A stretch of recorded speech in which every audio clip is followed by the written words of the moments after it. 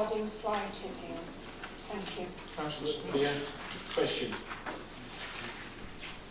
Try and give you as full as answer as we can, and then look forward to the supplemental. Right. We know that the environmental team now, we only have 2 people to carry out this work.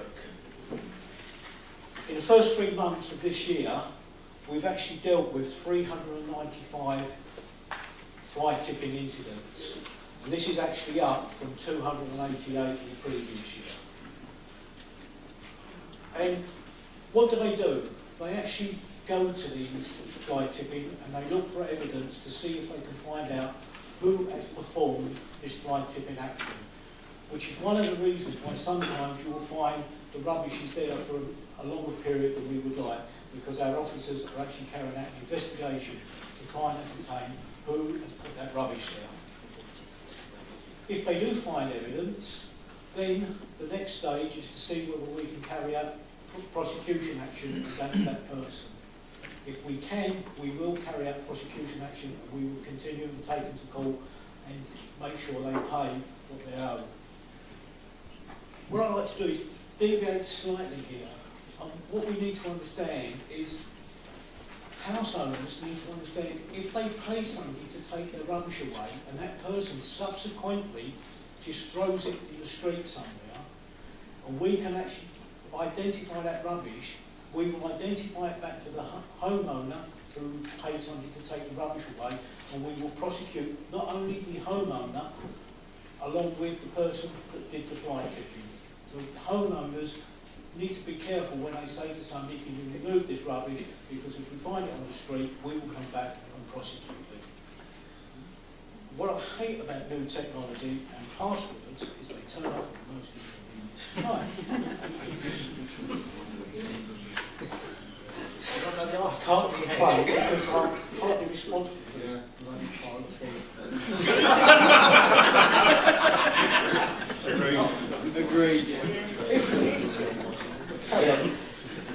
Fly tipping is actually carried out on council land, then we get our people and they remove it.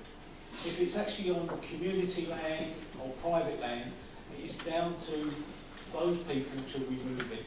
If the land is unregistered, then we try and get the community, let's make sure I get it right, community payback people to remove that rubbish.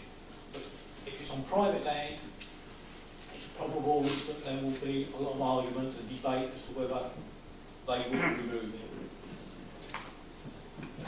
There's some good news. What we've actually done, in April, we purchased 6 covert cameras, and they are now being placed around the area and around the borough on sites where people consistently dump rubbish. Because what you will find, everybody knows that they seem to use the same areas, and you can pick them out. We all know where they are because you find them while you're driving backwards and forwards to the shop, coming here, driving around. They are the same areas.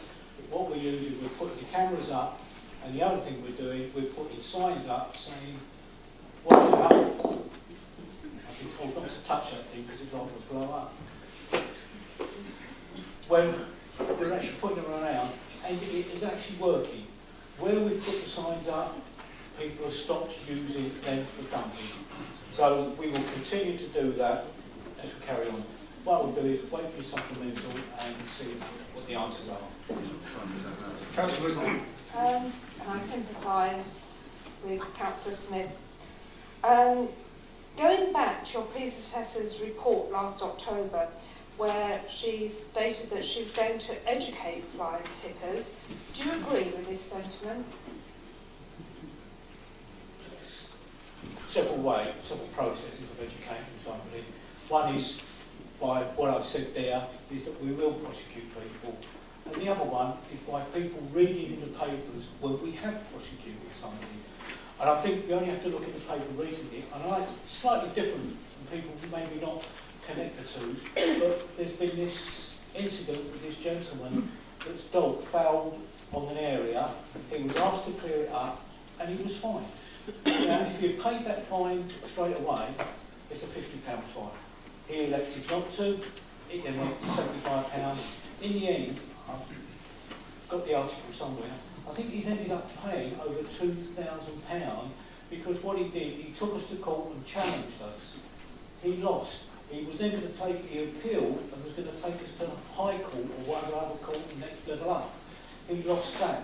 Now this is a way of getting the message across. We will not tolerate fly tipping, we will prosecute, and we will prosecute to the maximum amount we can. And that is one of the other forms of education.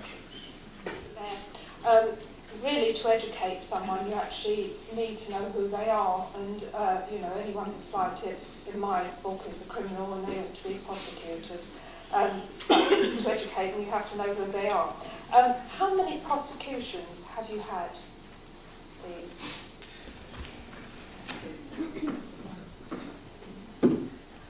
Thank you. I will actually give you the answer afterwards in right into the whole chamber as to how many prosecutions have actually taken place. And I'll try and give it is successful prosecutions and maybe unsuccessful prosecutions if we've got that information. Yes, and I'll pick up on some of your point. Yes, it is a criminal act, and that's why we take it so seriously. And we will prosecute these people. As I said, education takes many forms.